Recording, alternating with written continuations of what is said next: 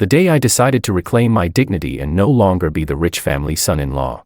My mother-in-law smiled at me and said, "George, if you want to divorce Willow, you must return the 100 billion assets and leave with nothing." She calmly spun a glass bead in her hand. Certain that I would never dare agree, however, the next moment, I responded, "Of course, I can do that. I'll sign the agreement right away." She panicked. The glass bead spilling all over the floor, she asked, "Are you sure you can accept leaving the child's custody and never seeing her or her son again?" I replied again, "Of course, I can accept that. What's there to not accept?" My tone was firm and indifferent. I said, "Madam, isn't the child about to have a new father to take over and raise him? Besides, the contract is over. I've earned enough, and I don't intend to keep what doesn't belong to me. All I want now is to stand and make money." Lou's mother fell silent for a long time, finally letting out a deep sigh and saying, "Since you insist on leaving, I'll arrange for you to go study music in Vienna as per our agreement. The paperwork will take a week. As for the divorce, you can bring it up with Willow yourself." "Thank you, madam." After leaving the old house, I quietly took out a photo. In the photo, Willow wore a bright smile, her face radiating happiness. Our son, David, was holding a toy, joyfully dancing around. The irony was, the man in the photo was not me, but Makoto, Willow's childhood sweetheart. Chapter 1. Makoto and Willow both came from noble families. They had been childhood sweethearts, even becoming each other's first love. However, when Makoto was 20, he went abroad and arranged a marriage with another woman. When Willow found out, she nearly went mad, crying all day and losing herself in sorrow. To help her regain her strength, Lou's mother found me, a man in need of money, and bought 10 years of my life for 5 million, helping Willow get back on track. From that day on, a crazy pursuer appeared beside Willow. I was a graduate of the art department at Peking University. Whenever Willow was feeling down, I would play songs for her anytime, anywhere. When she had minor illnesses, I would stay up day and night, taking care of her with utmost attention. Over time, she became accustomed to having me around, but never agreed to anything more. It wasn't until one drinking session, when rich young men used a cross-national project as a bet to see who could drink the most, that I drank myself to the point of gastric bleeding, and ended up in the hospital unconscious. That was the first time Willow cried for me. She said, "George, I agree to marry you. I believe we'll have a future." Later, I found out that it was the very day Makoto got married, and there were rumors circulating that he was kissing his new wife. Upon learning the truth, I wasn't discouraged. Instead, I continued to fulfill the contract, entering the Liu family as a son-in-law. We were married for 8 years. I worked diligently, and we even had a child, David Liu, who carried the Liu family name. I originally thought life would always be peaceful, but recently, the Ito family had encountered a crisis, and Makoto returned to the country after divorcing. That day, Willow immediately went to the airport to pick him up. To welcome him back, the two gradually rekindled their feelings, and their contact became more frequent. To push me out faster, Makoto intentionally grew closer to David, speaking badly of me. After that, my cold and taciturn son started calling Makoto Dad in an intimate manner. My wife, who never entered the kitchen, began personally making hot snacks for Makoto. I understood in my heart that I had lost my place in this family, but it didn't matter anymore. 1 week later, I could escape this place that had trapped me for 10 years, and pursue my grand musical ambitions. I drafted the divorce agreement, quietly waiting for the mother and son to return. Half an hour later, the villa door opened. Chapter 2. I heard the sound and, as usual, neatly placed my slippers and organized their clothes. I had prepared the meal ahead of time, even managing to time it just right so that they could enjoy the hottest food. I said, "It's autumn now. I've stewed some chicken soup from our own farm. You and David should eat it while it's hot." Willow replied, "I just caught up with Makoto. We already ate." Willow responded casually,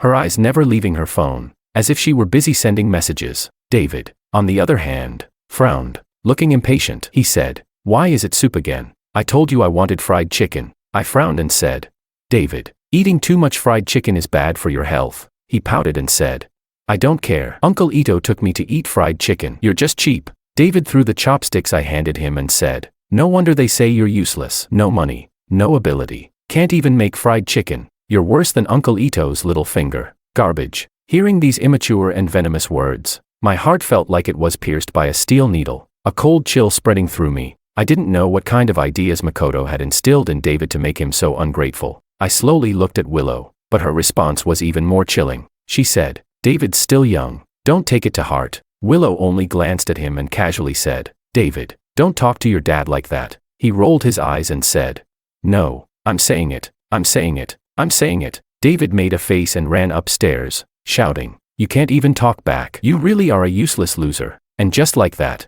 everything returned to normal. The huge living room fell into dead silence again, the crystal chandelier swaying dangerously. I sat on the couch for a while, then slowly pulled out the divorce agreement from under the coffee table. At this moment, Willow was still staring at her phone, her furrowed brow relaxing into a content and comfortable expression. Without saying a word, it was clear she was chatting with Makoto. The genuine joy on her face was something she had never shown in the 7 years of our marriage. I gave a self-deprecating smile and placed the agreement on the coffee table. It didn't matter anymore. Once the agreement was signed, Willow and I would have no ties, and I would be completely free. I said, "Willow, let's divorce. I'll leave with nothing." I spoke calmly, as if it were just idle chat. She nodded and said, Willow just gave a perfunctory answer, not even looking up from the screen. I didn't know if she even heard what I said. I said, "David will stay with you. We'll never see each other again. If there's no problem, just sign it." She said, "Okay." Listening to her indifferent response, I had already grown used to it after all these years.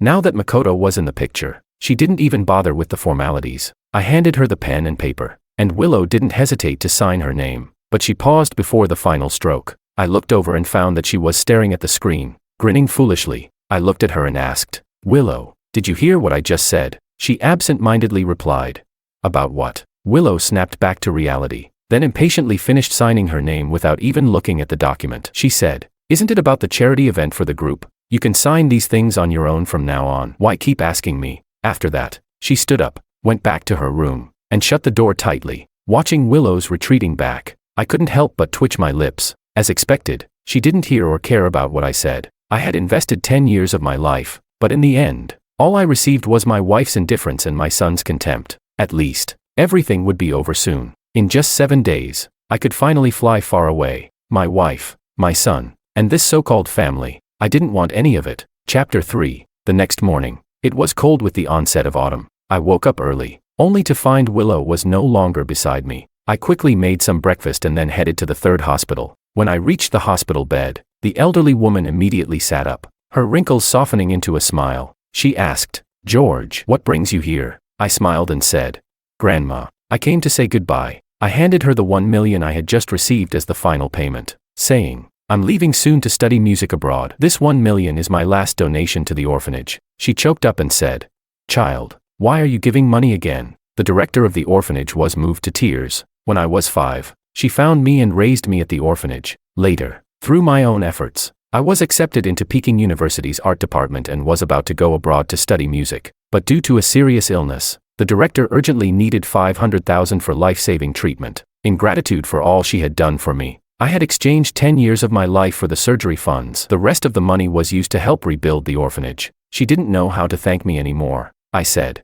"Grandma, please don't worry. When I return after my studies, money will no longer be a problem." She said, "That's true. It's a good thing you're going abroad to further your studies. I'm happy for you." Suddenly, the director seemed to remember something, and asked, "But if you go abroad, won't it be hard to see your wife and child?" I rubbed my shoulder and said, "It's better this way. Less trouble, less to worry about." After a moment, seeing her suspicious look, I chuckled and said, "I've already divorced." The director froze for a moment, then hugged my head tightly and murmured, "Good. It's good that you've divorced. You've suffered these years. Remember to treat yourself better from now on." I replied, "I will, Grandma, I promise."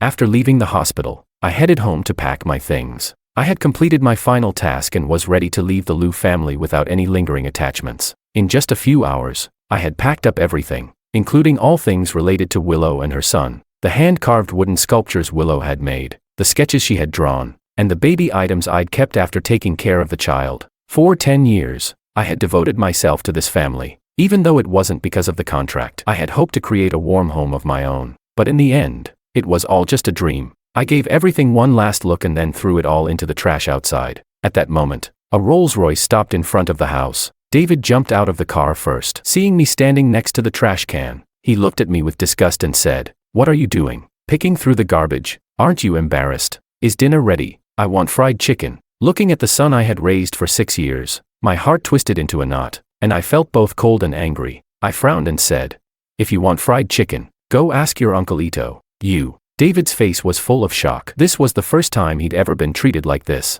At that moment, Willow walked over with Makoto. She said, "George, Makoto's house is undergoing some changes, and he needs to stay with us for a few days. You don't mind, do you?" This was Makoto's first appearance. His handsome features hadn't aged at all after years of marriage. No wonder Willow had always been obsessed with him. In contrast, I too had once been young, but now I looked worn out from exhaustion. David seized the opportunity and shouted, "Hurry up and help Uncle Ito move his luggage. You bad dad. Do you hear me? Otherwise, I won't like you anymore." I looked at them both and said, "Sorry, I just twisted my shoulder. I can't help move anything." Upon hearing this, a cold glint flashed in Makoto's eyes, but he immediately pretended to be uncomfortable and said, "Well, maybe we'll just forget about it. It seems Mr. Wong isn't too happy about it, so I'm sorry." He turned to leave, but Willow grabbed his arm, sneering, "If it's a problem, I'll help you with the luggage. He won't mind. Trust me." I quietly watched this scene and chuckled. Sure, go ahead and stay in our room. I won't have any objections. But what did it matter? Judging by Willow's attitude, this house would soon belong to Makoto anyway. Chapter 4. Hearing this, Willow hurried to help Makoto with his backpack, as if afraid that if she delayed for even a second, he might leave again. David, understanding the situation, also ran over to help carry the bag. Just like that, the three of them supported each other, chatting and laughing, as if they were a family returning from a holiday. David, somewhat disgruntled, said, "What are you still standing there for? Hurry up and cook dinner. I want fried chicken, and Mom and Uncle Ito want seafood to nourish their bodies." I had long become nothing more than a servant in this household. 4 years, I had driven them around like a chauffeur, cleaned the house like a maid, and cooked meals like a professional chef. Not only did I have to cater to Willow's picky tastes, but I also had to prepare the most nutritious meals for David. The mother and son had always been served hand and foot. However, this time, my response was somewhat unexpected. I said, "I can't make it." Willow looked at me in surprise. In her memory, this was the first time I had ever refused to do something.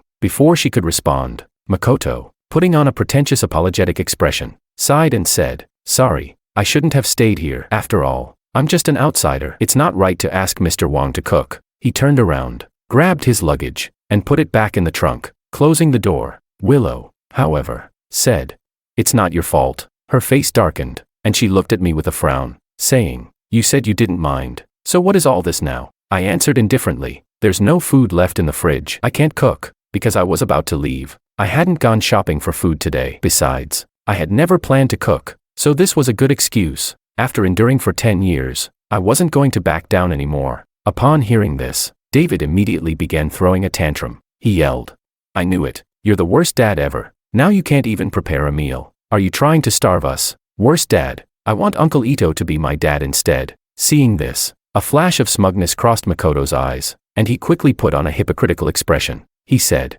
"David, how can you talk to your father like that? It's very rude." "Sorry, Uncle Ito. I'll be more careful next time," Makoto said. "Never mind. Since there's no food at home, why don't we just go to the Western restaurant we passed by and eat there? I'll order you some fried chicken separately." David cheered.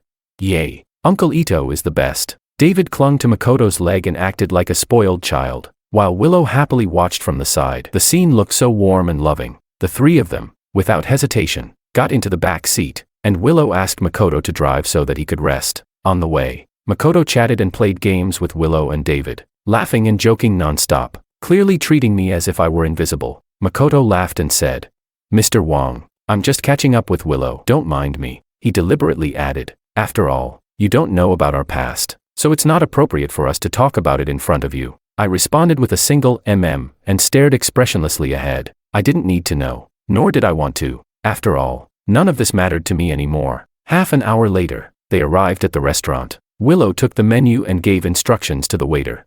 "Makoto likes filet mignon. Make it medium rare. No black pepper." 10 years had passed, but she still remembered Makoto's preferences. Yet, when it came to me, this was the first time she had ever asked what I liked. She asked, "George, which steak do you want?" How interesting. If I hadn't seen the way she acted so clingy and dependent on Makoto today, I would never have known that she could be so gentle and considerate. After all, I was the one who had always remembered what she liked, while she had always been picky with me, nitpicking at every little detail. I said, "I don't eat steak." My answer surprised Willow. In 10 years of marriage, I had always known her habits inside out, yet this was the first time she was learning about mine. I said, "You all eat slowly. I'm leaving." They had already been seated, but I didn't want to stay and disgust myself any longer. The three of them made no attempt to stop me, silently watching me leave the restaurant. I walked a few minutes before realizing that I still had the car keys in my pocket, so I turned back to the restaurant. But before I could enter, I overheard some voices from inside.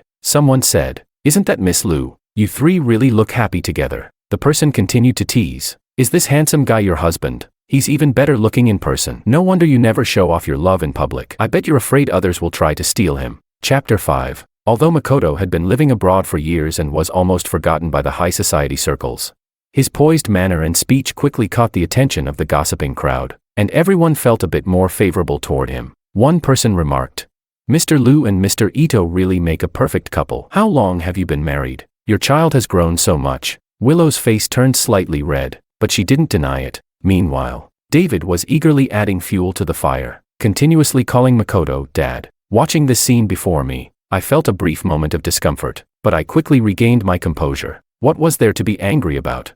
I was just Lou's tool for pleasing Willow. Once the contract was over, the business was concluded, and nothing was my concern anymore. Inside the restaurant at this moment, Makoto happened to spot me through the window and, deliberately spearing a piece of steak, gently held it up to Willow's mouth. He said, "Willow, thank you for helping me find a place to stay. It must have been exhausting." Willow smiled lightly and shook her head.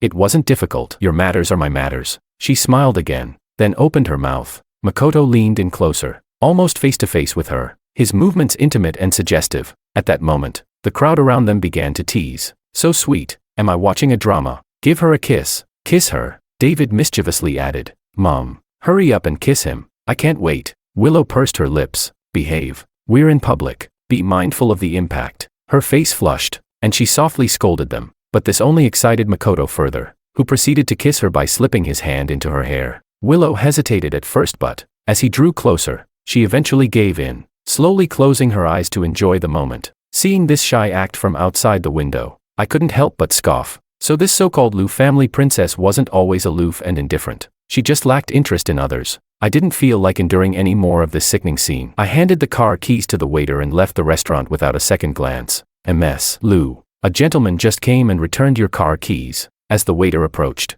the two were still huddled together, their faces filled with sweetness and happiness. But when Willow heard this, she suddenly turned toward the door and asked, "What? Did George come back just now?" Makoto noticed how much this seemed to matter to her, and a flicker of displeasure crossed his face. He pretended to be surprised and said, "Oh no, I was just joking." "Do you think Mr. Wang will be upset when he sees this?" David, pouting, said. "Uncle Ito, don't worry about him. He's just our servant. Besides, you and Mom have dated before, so what's wrong with a kiss?" David, stop saying things like that. Although he was just a small child, he always managed to say things that were both vicious and mature. Willow's face shifted slightly, halting her son's words, then quickly packed her things and rushed out. On the cold sidewalk, Willow jogged to catch up with me, calling out as I was about to take a cab. As we locked eyes for a moment, she held her breath, ready for a confrontation. But after a long silence, I remained as calm as a still pond. Willow finally spoke. "Don't misunderstand what you saw. It was just a joke with Makoto. There's no other meaning." Seeing that I didn't react, Willow's frustration grew, and she said, "Are you mad at me? There's nothing I could do with so many people teasing us." I replied, "I'm not angry with you," I calmly said. "Is there anything else?" Willow shook her head, standing frozen as she watched me get in the car and leave. For some reason, a strange feeling stirred inside her. When did George become so magnanimous?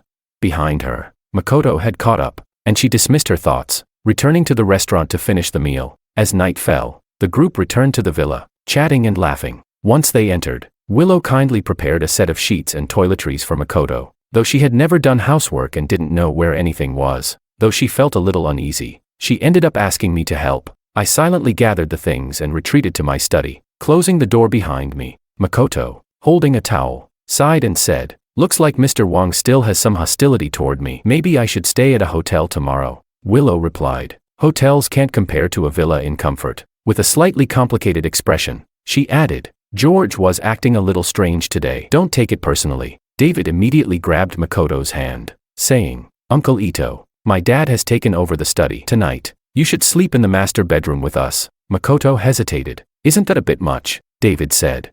"Oh, come on, you're the guest. We can't let you sleep on the couch." "All right." Makoto reluctantly agreed. Not half an hour later, my phone buzzed with several pictures. They were from Makoto. He sent, "Mr. Wong, could I borrow your razor?"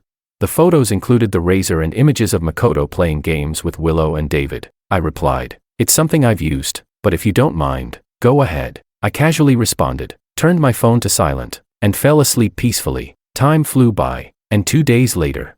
Only 4 days remained before the cooling-off period for the divorce ended. I had already purchased the instruments I needed for my continuing education and was practicing in my room. But downstairs, the noise from Makoto and David was increasingly annoying. I went downstairs and found that they were playing around with the fish tank. "Ito, uncle, I want to play Cat Catches Fish. Can you bring the fish tank down for me?" I stopped them. "Wait." I blocked their path and said, "You can't play with the fish. Choose something else." David had often played with this fish tank before, and each time, he'd torment the fish to near death, leaving me to clean up the mess. I had scolded him many times, but all I got in return were curses and hostility. This time, I stopped him because I didn't want to see the fish I had spent money on and cared for being ruined again. He shouted, "You just don't want me to play." David growled in anger, and Makoto took the opportunity to speak up. "George, what's a few fish worth? You don't need to kill the kids' enthusiasm." I smiled. "Whether they're worth something or not, we shouldn't destroy things that others value. There should be basic principles in life," he retorted. "Principles are worth nothing." Makoto sneered and poked my shoulder. "You talk about principles, but did you manage to hold on to your woman? Keep your family together?" Makoto had always been a person who kept score, and after being rebuffed that night, he was even more eager to humiliate me. I replied, "I only protect what's important." I calmly returned the fish tank to its place and said, "What you're talking about isn't as important to me as the fish. If you want it to be precious, take it." Makoto was now furious, his breath coming fast. "You're just being stubborn. I don't believe you've been married for 10 years and feel nothing. If you're smart, you'll get out of here. Don't make me take action." This time, I didn't even bother to respond. I simply turned and walked away. Makoto's eyes flashed with malice, and he grabbed the fish tank. I quickly reached out and gripped it tightly. The two of us struggled, and the fish tank was accidentally knocked to the ground. Crash! Glass shattered everywhere, and sharp shards instantly cut our skin. At that moment, Willow happened to come down the stairs. Chapter 6. When Willow saw the scene before her, she rushed downstairs, carefully checking Makoto's injury, her face full of worry and panic. "Makoto, are you hurt?" "I'm fine." "Ah." Makoto collapsed, clutching his thigh, feigning death. Willow, anxious, said, "You're fine. I'm calling an ambulance right now." She was distressed, hurrying to bandage his wound. After everything was done, she turned to look at the broken fish tank and asked, "So, what happened?" It was him. David immediately jumped out and pointed at me, saying, "He insisted on fighting us for the fish tank. Uncle Ito got hurt because of me." Willow furrowed her brows and said, "George, didn't you say you wouldn't get angry?" Her eyes were cold as ice as she glared at me. "How dare you bully Makoto behind my back? How despicable, despicable." I pressed my hand to my wound, my voice trembling. "These fish have been carefully raised by me for 2 years. They came to take my things. Get your facts straight." I thought Willow would be able to distinguish right from wrong after hearing the truth, but she turned her words around and became even angrier. "So what if you've raised them for 2 years? They're just a few fish. Are they more important than people? Apologize to Makoto right now." David, too, yelled, "Apologize to Uncle Ito. You're a bad person." The mother and son tried to scold me, but just then the sound of an ambulance arrived, and they quickly helped Makoto out the door. I stood there, frozen, and after a moment, I squatted down and gently scooped up the dying fish. A sharp pain shot through my heart as I realized how much I cared for them. Only then did I notice the pain in my hand. The wound was deep and gruesome, far worse than Makoto's cut, but all the bandages at home had been used up by Willow, so I had no choice but to wrap it with my clothes and, gritting my teeth, make my way to the hospital. As the doctor bandaged my wound, a few other patients passed by. One of them said, "Did you hear? Lou's daughter used all the imported medicine to help Ito recover quickly." Another responded, "The whole floor's nurses have been called to the VIP room, all serving Mr. Ito alone." A third one said, "Lou's daughter is such a perfect woman. If I had a wife like that, a perfect woman. Using all the medicine for a small injury, what kind of absurdity was that?" I couldn't help but scoff inwardly. An affair with her son while married, treating her husband like a dog, truly a rare gem of a person. After leaving the hospital, I received an invitation from the Vienna Music Academy. They wanted me to prove that my abilities hadn't regressed by composing a song as a test. So, I found a recording studio far from the city center to record a new song. The suburban field stretched out in front of me, connecting with the mountains in the distance, offering a peaceful and refreshing view. For the first time in 10 years, I could finally breathe. For 2 whole days, I immersed myself in this peaceful land, cutting myself off from the outside world, and slowly rediscovered my long-buried musical talent. With just 1 day left before my departure abroad, I finally sent my work via email, but when I opened my phone, 99 plus missed calls and messages flooded in, almost all from Willow and David. I was puzzled. Wasn't Willow supposed to be taking care of Makoto? Why was she contacting me?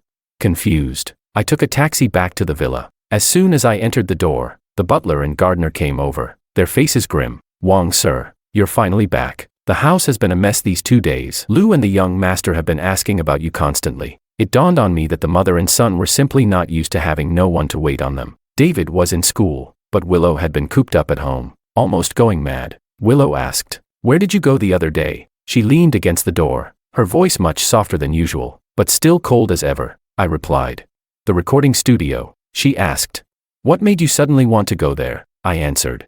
To clear my head, I brushed off the question. After all, she had never cared about my hobbies, whether it was fishing or gaming. To her, they were just bad habits of mine. She only cared about whether I satisfied her emotional needs and cared about her preferences, so I didn't feel the need to explain myself. After a brief silence, Willow spoke up. "About the fish tank incident. Don't take it personally. Makoto is a guest, and he's been spoiled by his family since childhood. I'm just standing up for him. Makoto has already moved out. You promised not to be angry, so don't make a fuss over something so trivial." Even her apology was reluctant, as if she were blaming me. Had it not been for my brief absence, she probably wouldn't even have bothered to speak to me. I remained silent and went upstairs to grab my luggage. "Wait, there's one more thing." Willow suddenly stopped me, and from the cupboard, she took out a fish tank. This is one I personally picked out from the market, as compensation. Chapter 7. I suddenly chuckled and said, "No need. They're just a few fish. If they die, then they die." I was about to leave anyway, and raising more fish would be in vain.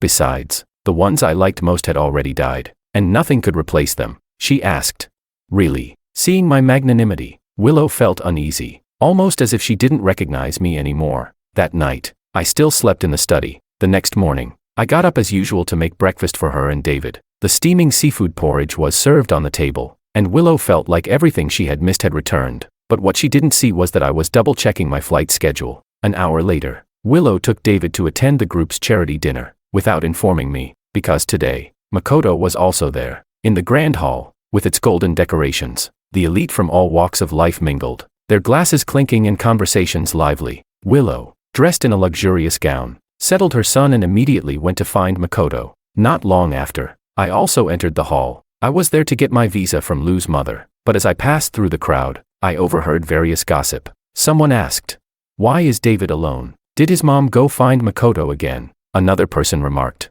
"Lou's daughter is really obsessed with Makoto. I heard that just the other day, to make up for past regrets, she bought him his favorite custom yacht, worth hundreds of millions. Who would have thought? After all these years, Lou's daughter still can't let go of Makoto. I remember when they were childhood sweethearts. She used to follow him everywhere, baking him cakes and treats. Whenever he didn't like one, she'd remake it from scratch." Another person added, "By the way, David, your mom loves Ito so much, why don't you let him be your new dad?" The crowd burst into laughter, and David tilted his head back. "Innocent and naive," he said. "I like Ito too. I want him to be my new dad." He turned and saw me. His little face suddenly filled with disgust. He said, "Why is this bad dad here? You're not welcome." Upon hearing this, a group of spoiled rich kids surrounded me, their eyes brimming with mockery. One of them sneered, Well, if it isn't Willow's useless husband. Last time, you hurt Makoto, and now you're here to cause trouble again. Lou's daughter is just pitying you. Don't even think about climbing up the ladder as a kept man. You should leave now."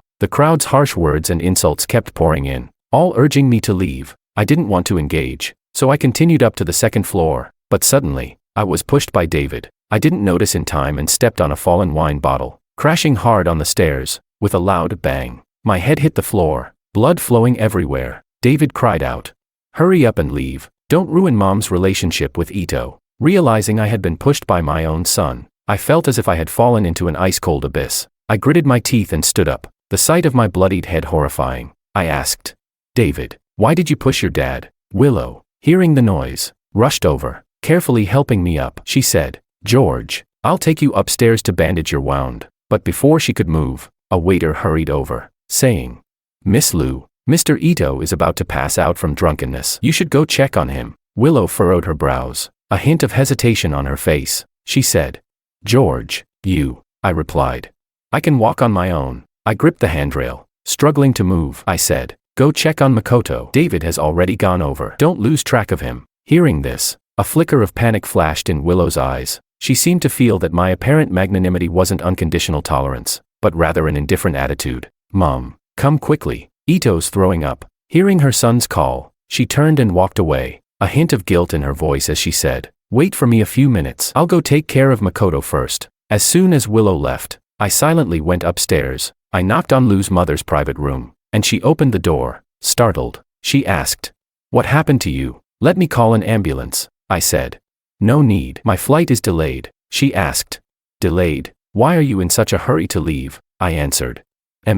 Lou's mother sighed deeply, unable to stop me. I know you've been wronged all these years. I won't stop you. Here are the documents and the visa. If you need anything else, just let me know. I need one more thing, I calmly said. Don't tell Willow and David where I am. I don't want to be disturbed. Thank you, ma'am.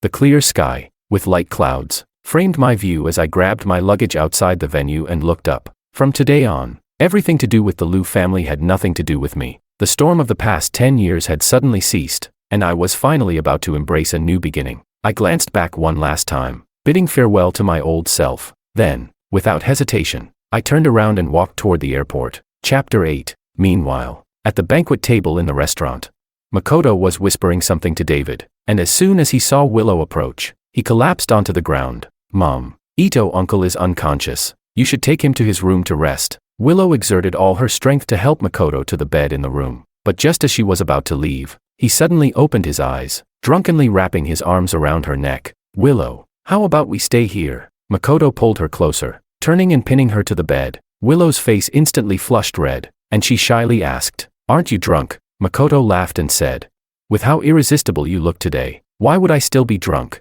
Makoto gently loosened her clothes and was just about to kiss her when she blocked him. Willow said, not today. George is still injured. I need to take care of him, Makoto persuaded. After today, there might not be another chance like this. With Makoto's repeated insistence, Willow finally gave in and surrendered to him. 2 hours later, the banquet had long since ended, and Willow searched the entire restaurant but could not find any sign of George. She grew frustrated and hurriedly returned home. After calling around the house, only a few servants responded. Miss Lou, Mr. Wang hasn't come back since this afternoon. What? Willow's frustration slowly turned into anger. Normally, when George got injured, he would simply bandage it up and then go home to do laundry and cook for her and David, never going to the hospital. But today, he neither waited for her nor came home. What was he up to? Willow said unhappily. Find him immediately and tell him to stop throwing a tantrum. After giving the order, Willow went back to her room to rest. But as soon as she entered, she realized that many things were missing from the bedroom. Books, clothes, even their wedding photos, everything related to George had disappeared.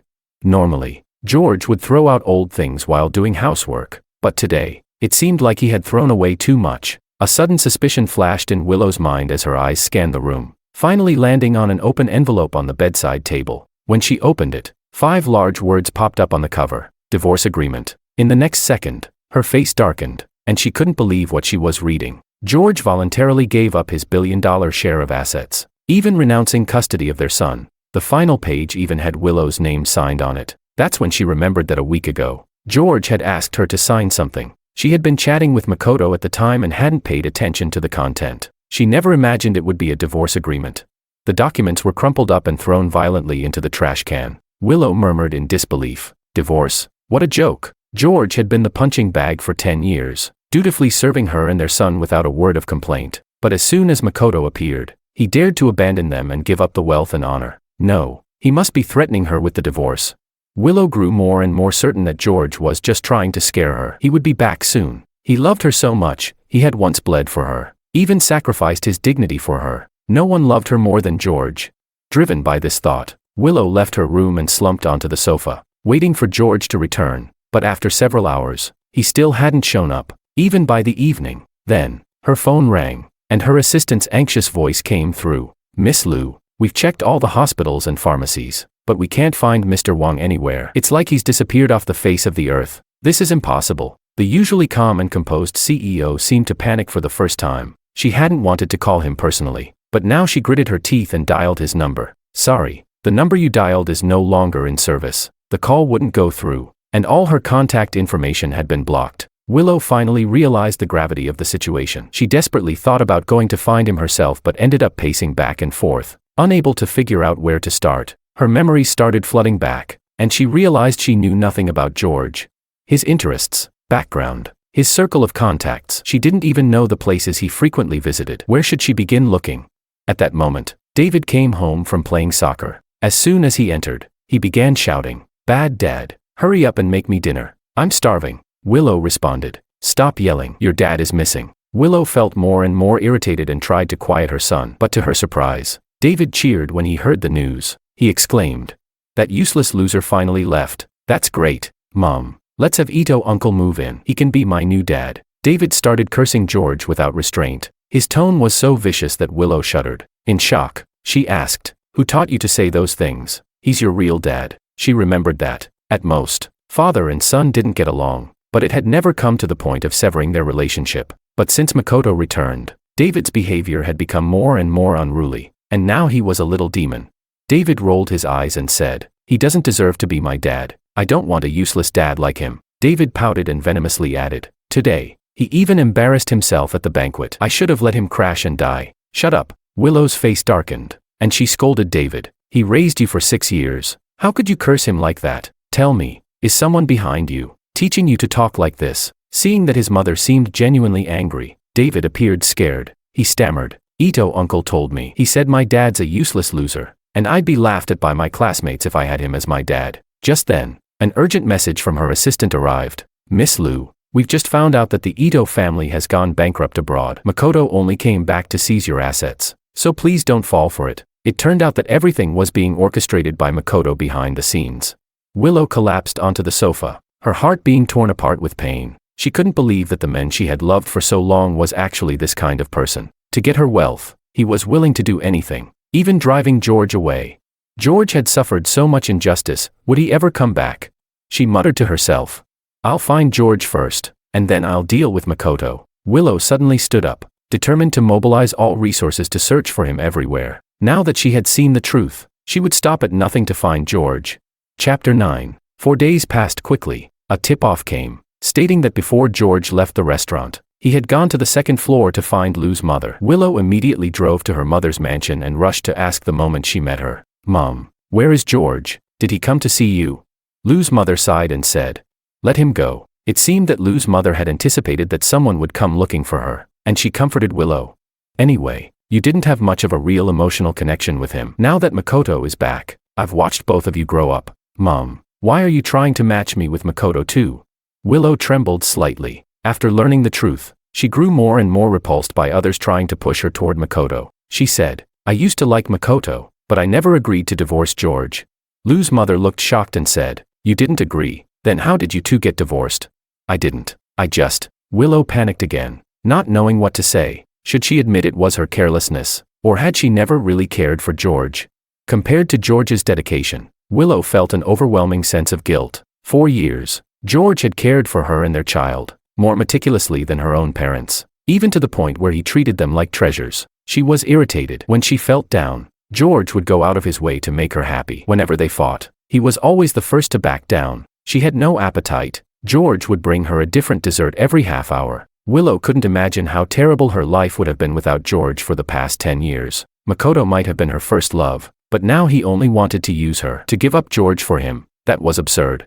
Seeing that her daughter was still upset, Lou's mother took a contract from her drawer. "Fine, I'll tell you the truth. Back when Makoto left for abroad, you were miserable, so I found someone to help you through it." It turned out George had urgently needed money at the time, and to the tune of 5 million. He had spent 10 years looking after her. They had hoped to marry, have children, and live a normal life. But with Makoto's sudden return, George had sacrificed his wealth and even his child's custody, deciding he would no longer enter the Liu family. Lou's mother continued, but Willow's ears began to ring. Her hands were trembling uncontrollably, and the contract she was holding nearly turned white from her grip. Had George been kind to her all these years simply as a task? Had he married and had children only because of a few pieces of paper? So, George had never loved her, and once Makoto returned, he left without hesitation. That wasn't possible. If George's feelings for the family had all been fake, how could he have treated them so well? Willow wanted to deny the truth, but the reality crashed over her like a tidal wave. breaking her apart. She tore the contract in half and slammed it onto the table. Lu's mother sighed. She hadn't expected things to turn out this way. Her daughter had always been cold and composed, only losing control when Makoto left. And now she was doing it again because of a few words from him. If she didn't find George soon, Willow might do something drastic again. Willow looked up, her eyes burning with determination. She said, "Mom, you must tell me where George went." Lu's mother hesitated for a long time but finally decided to tell her daughter George's whereabouts. However, when she contacted her subordinates, she learned that George had changed his flight and cut off all surveillance. At that moment, Willow felt a wave of desolation wash over her. It seemed George was determined to sever ties completely. Lu's mother quickly tried to comfort her. "Don't worry, I can confirm he's at the Vienna Music Academy. The rest, you'll have to find on your own." "Okay." Willow's hope reignited. She immediately arranged for a private plane to take off at noon. When she returned home to pack, she found her son had brought Makoto inside. Makoto asked, "Willow, where are you going?" Willow's voice had grown cold, tinged with impatience. "What's it to you?" Seeing the man in front of her again, she only felt disgust and hypocrisy. Makoto was taken aback but still stepped forward to show concern. "Are you feeling unwell? Let me take you to the doctor." She pushed him aside. "Move. I'm going to find George." Makoto was stunned. He hadn't expected that she had been searching for George all these days, not coming to see him. What had George done to make her like this? Makoto cursed under his breath, then pretended to be in pain and collapsed to the floor. He said, "Willow, the wound from the fish tank is inflamed. It hurts so much. Help me." This time, Willow didn't even glance at him as she walked past. David immediately shouted in distress, "Mom, don't you like Uncle Ito the most? Why are you still looking for that useless man?" Willow furrowed her brows. "Who's the useless one?" She glared at her son, her eyes cold with fury. She bit her lip and said, "Your own father was driven away by you, and now you call him useless. Makoto, are you behind all this, teaching my son to say such things?" Makoto broke out in a cold sweat, his voice hoarse as he said, "Willow, what are you talking about? I don't understand." Willow's anger boiled over. She ripped off the bandage, revealing a completely healed wound. "Stop pretending. You've been scheming to drive George away. I was going to settle this with you later, but now you've walked right into my trap. Don't blame me." Makoto had never seen Willow this hysterical, and his face turned pale with fear. He was well aware of Lu family's influence and the consequences of crossing them. He pleaded, "Willow, please let me explain. I did it because I love you. George is not worthy of you. We've been in love since childhood. Come back to me. I'll take care of you and David for the rest of my life." He desperately crawled to Willow's feet, gazing at her with affection, but Willow only threw the documents in his face. Is this your idea of a lifetime of responsibility? When you were 19, you left me and went abroad. Now, you're broke and want to come back and grab my fortune." Her eyes were freezing, filled with endless disappointment. For a selfish, hypocritical man, she had lost her true love, George. This wasn't just disappointment in Makoto, it was disappointment in herself. Makoto quickly said, "This isn't true. Don't believe the rumors." Makoto struggled in panic, but Willow didn't give him another chance. She had him thrown into a car and sent to his creditors. The creditors had been too afraid to act due to Lu family's power, but now that they knew Makoto hadn't secured any money, they wouldn't let him go. Makoto screamed, "No, please Willow, I was wrong." Hearing his desperate cries, David stood frozen, too scared to look his mother in the eye. Willow turned to David and said coldly, "I've spoiled you for too long. Now, come with me. We're going to find your dad and apologize to him." Chapter 10. 2 weeks later. In a foreign country, I had just finished a month of courses and was leisurely strolling outside the Vienna Music Academy. At that moment, Anna quietly appeared behind me. Since we were from the same hometown, we had grown particularly close recently and had become inseparable friends. "George, you should check the news. Apparently, there's gossip about Miss Lu. It said she dumped her lover and has been running around the world with her child looking for you." I responded indifferently.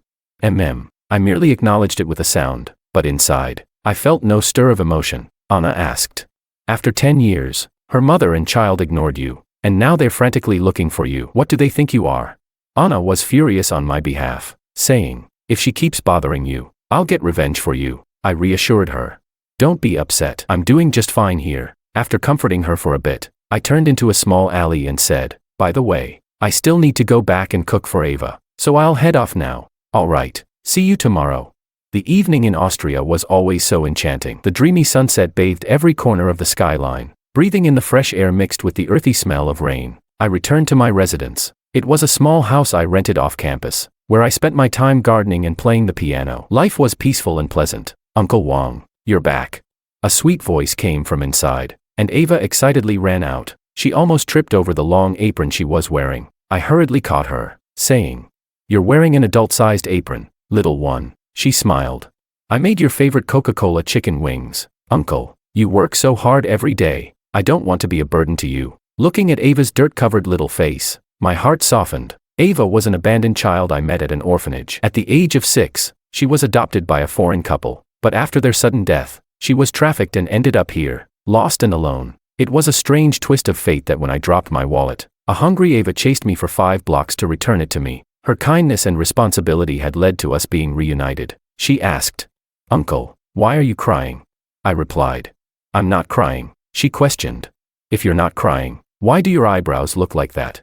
Ava imitated me by furrowing her brow. Looking incredibly cute, I couldn't help but laugh, reaching out to pat her little head, my heart full of emotion. For 10 years, I had been tirelessly dedicated to what I thought was a family, always smiling and serving Willow, but she had never acknowledged me. I cooked nutritious meals for David, even when I was sick, but neither of them ever showed any concern for me, not even knowing my likes and dislikes. Yet here was a child with no blood relation, whose small actions had touched me deeply. I suddenly wished Ava were my daughter. I said, "Let's go, Ava. Let's have dinner." She responded, "Okay." We held hands as we were about to enter, but suddenly I heard footsteps from behind. I turned around, my brows furrowing slightly. There they were, the 2 faces I had dreamt of escaping from. Willow and David were standing there, their hair messy and damp with rain, looking particularly disheveled. They had been in Austria for 2 weeks, searching for me every day, from social groups to the Chinese streets. They had asked almost everyone they could, and finally, they found my address. I didn't say a word. Turning around to leave, Willow rushed after me, shouting, "George, don't go." I asked, "What's the matter, Lou?" She said, "It's been a month already. You still won't come back." I replied, "Sorry, I'm doing fine here. If there's nothing else, please leave." I was as cold as ice, my voice void of any emotion. Willow began to panic, saying, "Is there nothing we can talk about? Come back with me. I'll agree to anything you say. You like it here, right? We could buy this place, hire 10 gardeners to take care of the flowers, and we can vacation here. Oh, and you want to learn music? We can bring in top musicians to teach you." And, "Willow," I stopped her, swallowing hard. "We're divorced. Please stop bothering me." Upon hearing this, Ava immediately hugged my leg, glaring at Willow and David with hostility. "Don't come back here. You're not welcome." David, standing nearby, suddenly felt a surge of jealousy. The nanny he used to boss around was now so close to this strange child. He shouted, "You're nothing. Let go of him. He's my dad." David gritted his teeth and ran over, pulling the 2 apart with all his might. After 2 weeks of searching, he was already frustrated, and now that I still refused to go back with them, he let out all his anger. Pampered since childhood, David directed all his fury at Ava. He screamed, "He's not yours. You're not allowed to take my dad." Wah! Ava's arm was reddened from being yanked, and she couldn't help but cry. But her little hands still clung to me. She knew that if she let go, she would have nothing left. Uncle must have suffered a lot at Lou's house. She didn't want him to endure any more pain. She cried out, "Uncle Wang, Ava will protect you. I don't have anything left now. I can't lose you." Her cry struck my heart like a dagger. For the first time in 10 years, I was furious. With a loud slap, I struck David across the face. He staggered back, unable to believe it, and started crying hysterically. He cried, "You hit me, just for this little slut." David's foul language had only gotten worse over time. Another slap rang out. The sound echoed through the yard, leaving Willow frozen in place. I cursed, "Clean up that filthy mouth of yours." Suppressing my anger, I coldly glared at David. "I've loved and cared for you for 6 years, only to raise a wolf cub. If you don't learn your lesson now, you'll be beaten to death one day. I'm telling you, you're a Lou, not my son, George Wang. From the day you raised your hand against me, from the day you disrespected your elders, from the day you took a thief as your father, we severed all ties." Hearing these words, David cried even louder, though he couldn't fully comprehend. He knew now that I truly didn't want him anymore. He no longer had a father. "Mum, Dad doesn't want me anymore." David ran toward Willow, crying, but what awaited him was another slap. Slap. Willow scolded him. "Now you're crying." Back then, 2 fried chicken wings from Makoto could make you turn upside down, and now you're conspiring to harm your real father. Willow grabbed him and forced him to kneel, saying, "Now apologize to your father." Chapter 11. "I'm sorry, Dad. I know I was wrong." David's eyes were so swollen from crying he could barely open them. But he kept banging his head on the ground as he repeatedly apologized. I know you were only doing what's best for me. I shouldn't have yelled at you or hit you. His forehead was bleeding from the constant bowing, but he didn't stop. At this moment, he finally understood how much it must have hurt when I was knocked down and hit my head that day. Willow said, George, it was us, your mother and I, that were wrong, taking your kindness for granted. Her eyes were red, and she continued, we've woken up to the truth. Makoto has been punished. We're ready to start over. Will you give us another chance? The once arrogant Miss Lu, who used to look down on everyone, was now bowing her head in apology to a mere son-in-law. But I didn't hesitate for a second. No. Why? Willow looked at me, stunned, her voice trembling. Did you never love me? Don't you feel anything for me at all? I replied. No. I shook my head calmly, with no emotion in my eyes. I said, all the kindness I showed you was nothing but a contract. I'm just an ordinary person. What right do I have to marry into a wealthy family? What right do I have to earn the affection of a young lady? And what right do I have to compete with my beloved for a place?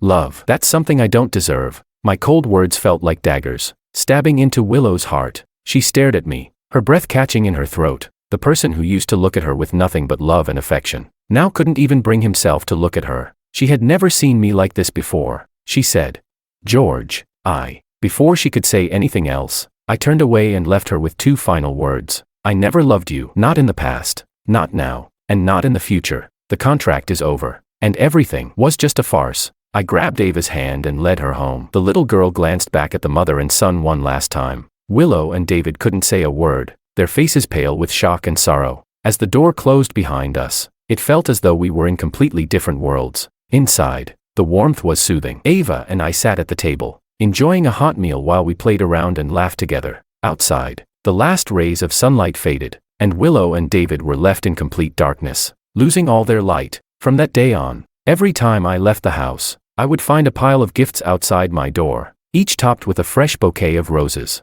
I would just laugh quietly and toss the flowers into the trash. Willow still didn't understand. She never realized that she didn't like the kind of rose she was giving me, one with thorns. No matter how beautiful it was, it would never be able to get close. I left the other gifts untouched, until a week later when Willow came knocking at my door again. She was apologizing non-stop, but I was so tired of it that I called the police. The police said, sorry, ma'am, your visa has expired. You must be forcibly deported. Moreover, because of your repeated harassment of Mr. Wong, your visa application will not be approved without his consent. Hearing this, Willow had no choice but to return to her country. Life without me became increasingly miserable for the mother and son. The new chef didn't understand their tastes and often cooked meals they didn't like. The hired nanny was too sensitive and left as soon as she was scolded or hit. David wrote an apology letter every day, hoping one day he could hand it directly to his father. Willow tried every possible method to contact George, but the withdrawal symptoms tortured her with longing. She searched through her phone's gallery, but could only find a few photos together. They were old selfies she had sent to Makoto, with George appearing in the background. Willow muttered to herself, how could this happen? Did I really never care about him? A wave of pain spread through her body as she realized the truth. Only after losing something did she understand its value. During the days after George left, Willow had simply felt the inconvenience of no one taking care of her. But now, with the truth revealed, she understood she had long since fallen for him. Not only did she marry him, but she wouldn't have minded giving herself to him. It was just that Makoto had been too dazzling, making her overlook the love hidden in her heart. True love is what remains after the bubble bursts. Miss Lu, I found a clue. At that moment, her assistant called. Willow said, tell me. The assistant replied, Mr. Wong has suggested charitable donations to an orphanage that he grew up in. Apparently, the director is very close to him, and maybe they can get in touch with him. Upon hearing this news, Willow immediately headed to the orphanage. In the director's office, several bags of expensive gifts were placed on the desk, and Willow made her intentions clear. However, the director immediately pushed the gifts back, frowning. Take it back. I won't accept anything from the Lu family. She glanced at Willow warily, knowing that the other party likely had an ulterior motive. In order not to worry George, the director had quietly rejected all the Lu family's charitable donations after he left, because she knew very well that everything the Lu family gave came with a price. Willow said, Director, you misunderstand. I only have one small request. She spoke sincerely. I can't get in touch with George right now. Could you please help me make a call? The director responded. Miss Lu, you must be joking. The director slowly said, you've been married to George for 10 years and still can't contact him. How would an old woman like me have any ability to help?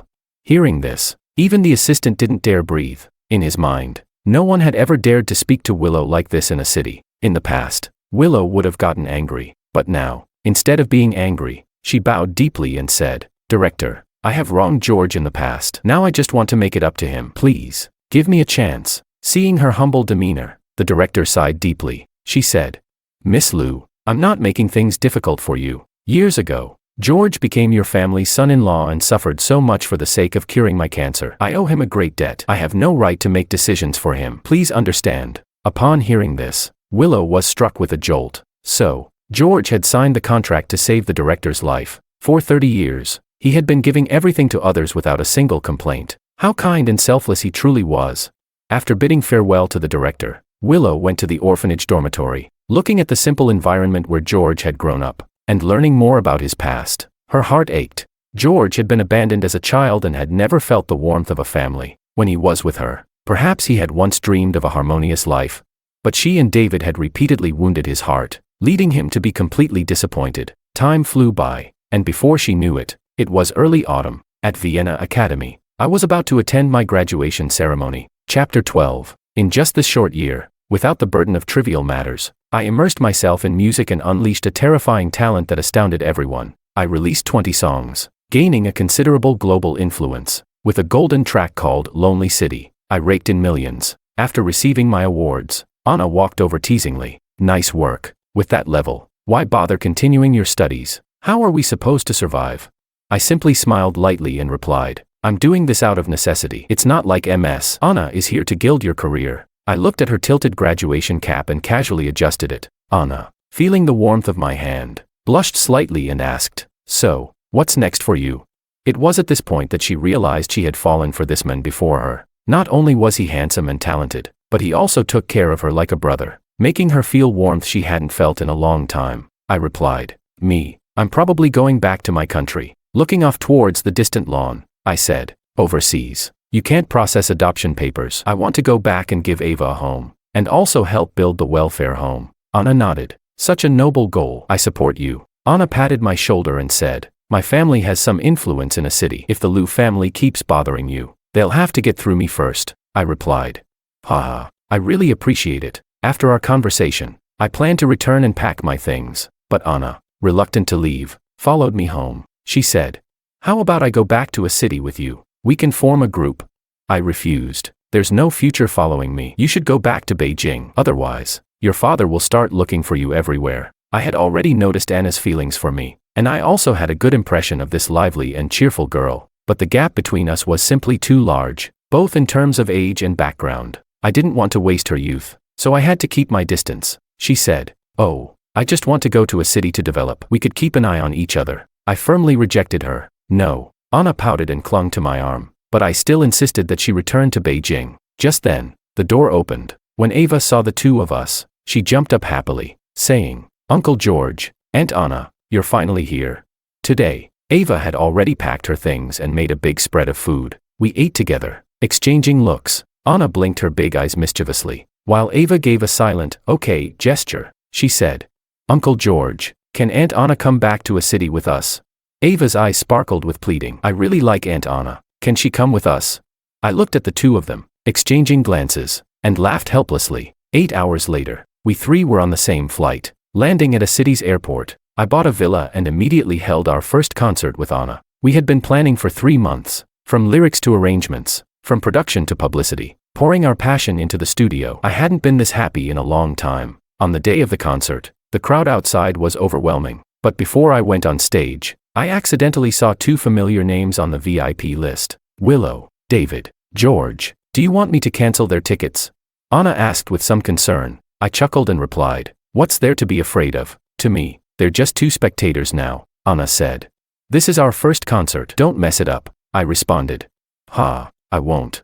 The stage lights dazzled, and as the music began, Anna and I stepped onto the stage one after the other. The audience cheered, but there was one face in the crowd that was dark as thunder. Willow watched us sing together, silently putting down the light stick she had prepared. She had also spent 3 months preparing for this concert, hoping to win me back. But Anna's appearance had thoroughly poured cold water on her hopes. David asked nervously, "Mom, did Dad marry someone else?" "Don't talk nonsense. He would never be so heartless." Willow was consumed with jealousy but could only suppress her feelings. It wasn't until after the show that she came backstage to find me. When we saw each other again, we were like strangers passing through a crowd. "George," Willow called out, "you've finally returned to a city. Do you know I've waited for you for a whole year? You came back because of me, right? How about we remarry now?" I looked at her hopeful gaze and sighed deeply. "Ma'am," I said flatly, "the audience seats are not this way." Hearing my cold tone, Willow's fantasy shattered completely. She had thought if she just waited, everything would get better. She never expected that I would really abandon her. Her voice trembled. "George, you can't do this to me. I'm your wife of 10 years. David is your biological son, too." But just then, a loud voice rang out. "Enough." Anna frowned and said, "Now you want to reconcile. Why didn't you do that earlier? Don't you know that once water is poured out, it's hard to gather back?" "Security, escort them out of the lounge. Don't disturb George's rest." Upon hearing this, Willow's heart completely broke. Now that I didn't want her, she was even being bullied by another woman. She had always been dominant in a city, so how could she tolerate this humiliation? Fuming with anger, she immediately began to shout, "It's definitely you who seduced George, otherwise, how could he abandon me and David? I'll teach you a lesson, you shameless woman." Willow raised her hand, but before she could strike, I quickly blocked her. I gripped her wrist tightly and forcefully shoved her down. Looking at her, I warned coldly, "Stay away from us. Just looking at you disgusts me." The security guards swarmed in, and Willow felt the world spinning. Mother and son were forced out of the venue, leaning against a wall in a daze. We didn't leave until after the concert, and it was already dark when we walked into a restaurant, chatting and laughing. Outside the window, Willow watched us, her heart sinking as she remembered when she and Makoto were in a similar situation. Back then, George had looked at her the same way. A sense of bitterness rose in her chest, suffocating her. She could hardly imagine how much George must have hated her back then. She muttered to herself, "George, I'm just a horrible person. I'm sorry." Willow fell into regret and self-blame, but she still couldn't give up. Just as she was about to make a scene in the restaurant, several bodyguards arrived and surrounded mother and son. Chapter 13. Willow's mother stepped out of the car, her brow furrowed. She said, "Willow, the company's finances are in a major crisis. Do you have time to be here looking for him?" "Mom, Lou's mother interrupted her. "Enough. Get back and handle this. Leave this to me." She forcibly took both of them back, then went alone to the restaurant and paid the bill for our table. She said, "George, long time no see." Lou's mother didn't waste time with pleasantries. She immediately wrote a check for $5 million and said, "You can see the situation. Willow and David can't be separated from you. Given your past performance, I'll give you $500,000 every year." Hearing this, I suddenly laughed. I had guessed correctly. Lou's mother would always care only for her precious daughter. Even now, she still saw exploitation as a favor. Speaking with an air of superiority, she never cared about my well-being, treating me like a tool to be used and discarded at will, just like Willow. So I said, "Sorry, Auntie." I pushed the check back towards her and, without a second thought, wrote a check for $5 million myself. I owe the Lou family nothing anymore. If you're not satisfied, I'll return the previous $5 million to you. If it weren't for the Lou family back then, I would have made the $5 million and gained control of my life much faster. At this, Lou's mother looked stunned. She couldn't hear these harsh truths that she was unwilling to admit, and she certainly didn't allow me to defy her. Her expression darkened. "What's with this attitude? I've been more than generous with you." Lou's mother's face shifted as she threatened, "If you stay in a city for even a day, don't think you can escape the grasp of the Lou family." Upon hearing this, Anna stood up, coldly sneering, "Are you threatening George? The Lou family really has a big hand in everything." "Huh?" Lou's mother was furious now. Thinking of her daughter's broken heart, she wished she could drag him back immediately. Anna sensed the change in the atmosphere and instinctively stepped in front of me, exuding an energy that wasn't typical of her. But before anything else could happen, bodyguards suddenly rushed over and forcibly escorted Lou's mother out. At the Lou family villa, "Miss Lou, it's bad. Someone has provided massive evidence of tax fraud. We're facing fines worth hundreds of millions. The board is in chaos. All the shareholders are causing trouble. What should we do?" Willow sat frozen, unable to believe the magnitude of the crisis. She hadn't expected the group to get into such deep trouble and found herself frantically trying to manage the situation. But after a year of being away from the business, Willow had no idea where to start. Then, a message popped up on her phone. It was from Makoto. The message read, "Willow, you caused me to lose a hand, and now I'm going to take my revenge on you. Send me $20 million now, or I'll expose even more of Lou Group's secrets and watch your stock price crash." Only then did Willow realize she had leaked sensitive information when she and Makoto were in close contact. She never expected him to retaliate so soon. At this moment, she regretted everything. She couldn't believe she had handed over such leverage to a petty villain like him. Compared to George's selflessness, Makoto didn't even measure up to a single hair of his. She felt dizzy and helpless, muttering to herself, "I'm such a fool. Why didn't I cherish the person right in front of me?" Willow collapsed to the ground, feeling as if the world was crumbling around her. The once happy and thriving Liu family's daughter now found herself in such a pitiful state. "Useless, get up." A furious voice rang through the villa, causing everyone to snap to attention. Willow's father stormed in, his face dark as thunder, signaling for the bodyguards to seat Liu's mother on the couch. "Dad, you're back." Chapter 14. Shut up, I don't have such a useless daughter. Martin Liu, Willow's father, was trembling with anger, his voice shaking as he scolded. "I took your second and third brothers abroad to build a business, left the company to you for 10 years, and this is how you manage it. As the eldest daughter of the Liu family, you're obsessed with a man, thinking about nothing but him. What kind of behavior is that? Someone, bring the family law." Several bodyguards took out a winding wooden cane and surrounded Willow. He cursed. "Throwing your life away for an unfaithful man, with no self-respect, violating the Liu family's ancestral teachings." Whack! The cane struck, and Willow's clothes instantly ripped, causing her to fall to the ground. He continued to berate her. 10 years of marriage, infidelity, forcing out my best son-in-law, bringing disgrace to the Liu family, shameless. Another strike, and Willow pressed her hands on the ground, feeling the fiery pain in her back, her face streaked with tears. "Mom!" David shouted, rushing over, glaring at Martin. "Don't you dare hit my mom." Martin gritted his teeth and said, Fine. Looking at his disappointing children, Martin, in his rage, nearly fainted on the spot. He pointed at David and said, "Then let this one get a taste of the whip." David, showing no respect, no upbringing, a disgrace to our entire family. Martin personally struck David, who screamed and cried out in pain. Liu's mother, feeling heartbroken, rushed forward to stop him, saying, "Enough, stop hitting them." But Martin slapped her across the face. He shouted, "You shameless woman, Willow wants to die, and you let her. Look at what this family has become under your pampering." Liu's mother, tears streaming down her face, said, "I did it for her sake." Martin scowled. "For her sake? Does that give you the right to destroy other people's lives? Have you been in charge for so long that you think you control everything?" Martin scoffed. "Today, you almost offended the Su family of a city. If I hadn't come in time, the Liu family would be finished thanks to you."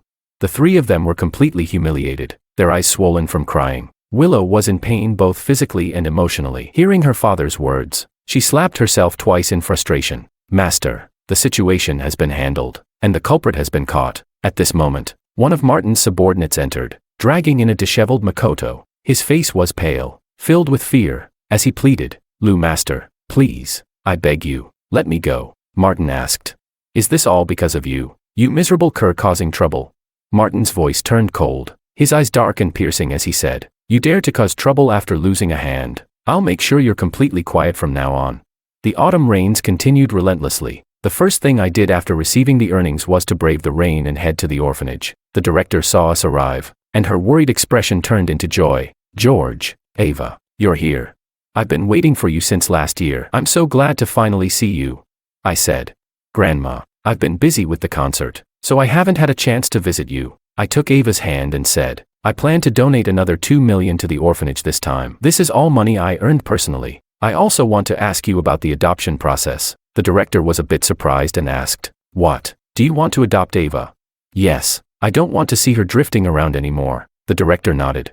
"Adoption would be good." She gently stroked Ava's sweet face and sighed. "But unfortunately, since you're an adult male, you can't adopt her alone. To meet the criteria, you must be married in order to adopt a child." Chapter 15. Marry a wife. Where am I supposed to find one? I stared blankly at Ava, but before I could think further, a voice came from behind. "Marry me then." Anna cheerfully stepped forward. I quickly responded, "Don't joke around. This can't be." Despite my frantic rejection, the director immediately saw through my thoughts. Anna had heard the rumors a long time ago. Though she was from a good family, she had no airs about her and had even helped me a lot. Such a wonderful girl. She'd be perfect for George. The director smiled and teased, "All right, you two get closer. Let me see if you make a good match." Anna pulled me closer, our faces almost touching. She asked, "Grandma, what do you think?" The director replied, "Very good. You two really do look like a couple. Ava also thinks you two look like a married couple." Hearing Ava's innocent and serious voice, we all burst out laughing. Still feeling a bit shy, I said, "Grandma, maybe we'll talk about this later." Anna pinched my arm, complaining. "George, do you not like me?" Anna said, puffing out her cheeks. "I'm not worse looking than Willow, and you managed to put up with her for 10 years. That's right." The director added, "You can't be that bad at enjoying life, can you? A girl like her is hard to find, even if you searched with a lantern, and with a sensible child like Ava. If you don't adopt her soon, someone else will." After hearing this, I no longer had any doubts. I felt as if a little sprout had pierced through the soil, blooming with vitality. It was my heart that had long since died, but now, it was starting to come back to life. Since Anna trusted me so much, I shouldn't keep avoiding it. The only way to truly accept this love was to become a better version of myself. 2 days later, Anna and I finalized the paperwork and went home to cook a hot pot. We sat around the table as a family of 3, and the atmosphere was incredibly warm. Ava looked at us eagerly and said, "Mom and Dad, when the new year is over, could you pick a date to get married?" I smiled and said, "You sure do speak fast with that little mouth of yours." Anna, hearing herself called Mom for the first time, blushed. Just then, there was a knock at the door. I opened it and found Willow and David standing there. "George, don't close the door. We're not here to disturb you." Willow's face was pale and exhausted, her voice hoarse as she said, "I have no home left. I've been completely kicked out of a city. We may never see each other again." I replied. Is there anything else you need to say?" She said. "Also, I wish you both eternal happiness." Willow looked at the warm family before her, and her heart was filled with mixed emotions. This was once supposed to be hers, but now it was too late. David said, "Daddy, can I have one last hug?" David timidly spoke. "I promise I'll be a good boy from now on. Always listen to you." I hesitated for a moment, but in the end, I still embraced him. After all, he was my own flesh and blood. How could I let my son live with regret? Instantly, both mother and son were in tears. Despite the overwhelming sadness in her heart, Willow held herself back from disturbing the atmosphere of the new family and, with great effort, pulled David away. She said, "We won't disturb you any longer. Goodbye." I said, "All right, I wish you both happiness in the rest of your lives." I watched as the two of them disappeared into the light rain, and I finally felt a sense of peace. Everything has to come to an end. They had received the punishment they deserved, and I had gained a brand new life. 10 years of memories. I hope they will slowly fade with the passage of time.